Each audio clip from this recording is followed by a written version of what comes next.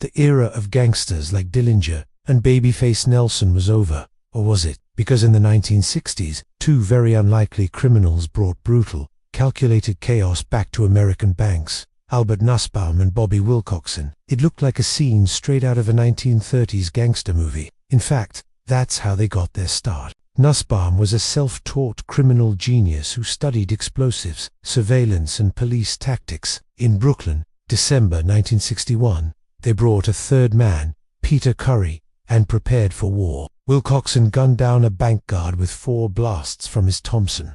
A shootout followed, and though they escaped, Curry was arrested within weeks. He gave the FBI everything: their names, their hideouts, and their arsenal buried near Buffalo. But in the end, the prison they escaped was the one they returned to, alone. He was the brains of the operation. Wilcoxson, on the other hand, was a violent ex-con with a short fuse. But the heat was on. After a falling out, Nussbaum made a fatal mistake. He called his estranged wife. She tipped off the feds. 6 days later, Wilcoxson and his girlfriend, Jackie Rose, were arrested in Baltimore.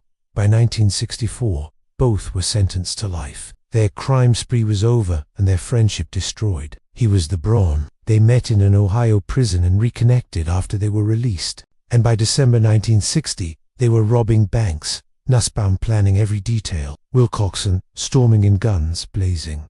In December 1960, they robbed their first bank together, and they did it in style, wearing dark suits and one bomb failed to detonate, and the FBI pulled his fingerprints from the casing. Still, they managed to rob the Washington Bank and escape, but they were just getting started. But in 1961, Nussbaum's plan to use homemade bombs to distract the police almost worked. Their 5th job changed everything. Now on the FBI's top 10 most wanted list, the duo went underground, using disguises, fake names, and robbing more banks along the way.